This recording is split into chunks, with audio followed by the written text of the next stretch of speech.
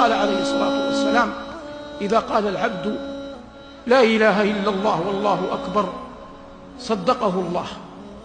فقال رب العزة: صدق عبدي، لا إله إلا أنا وأنا أكبر.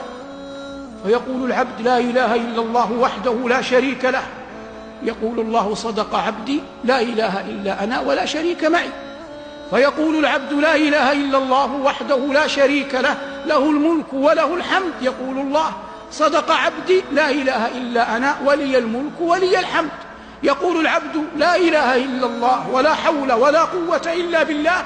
يقول الله تعالى: صدق عبدي، لا إله إلا أنا ولا حول ولا قوة إلا بي.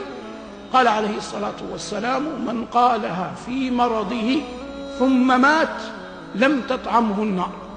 من قالها في مرضه ثم مات لم تطعمه النار. وفي حديث شداد بن أوس وعبادة بن الصامت أن النبي صلى الله عليه وسلم قال لهم يوما: ارفعوا أيديكم، فرفعوها، فقال: قولوا لا إله إلا الله. فرفعوا أيديهم وقالوا لا إله إلا الله. فقال صلى الله عليه وسلم: الحمد لله، اللهم بعثتني بهذه الكلمة ووعدتني عليها الجنة وإنك لا تخلف الميعاد. ثم وضع صلى الله عليه وسلم يديه وقال: ابشروا فقد غفر الله لكم، ابشروا فقد غفر الله لكم. كل هذا من التمكين لأهل لا إله إلا الله في الدنيا.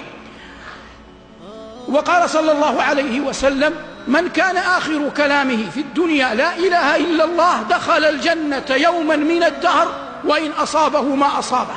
وقال عليه الصلاة والسلام كما في مسند البزار بسند حسن أنه صلى الله عليه وسلم قال: لا إله إلا الله كلمة كريمة على الله ذات مكان، كريمة على الله ذات مكان، من قالها صادقا أدخله الله بها الجنة، ومن قالها كاذبا حقنت دمه وأحرزت ماله، وإن لقي الله غدا حاسبه.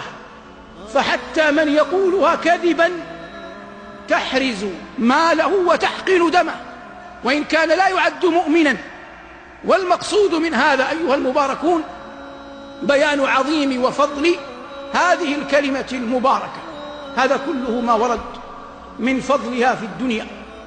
أما ما ورد من فضلها في الآخرة فإن النبي صلى الله عليه وسلم قال: إن الله سيخلص رجلا من أمتي على رؤوس الخلائق ينشر له 99 سجلا، كل سجل مد البصر، فيقول الله جل وعلا له: يا عبدي أتنكر مما ترى شيئا أظلمك كتبتي الحافظون؟ يقول: لا يا رب. فيقول الله عز وجل: ألك عذر؟ فيقول: لا يا رب. فيقول الله عز وجل: أما وإن لك عندنا بطاقة. فيقول: أي رب؟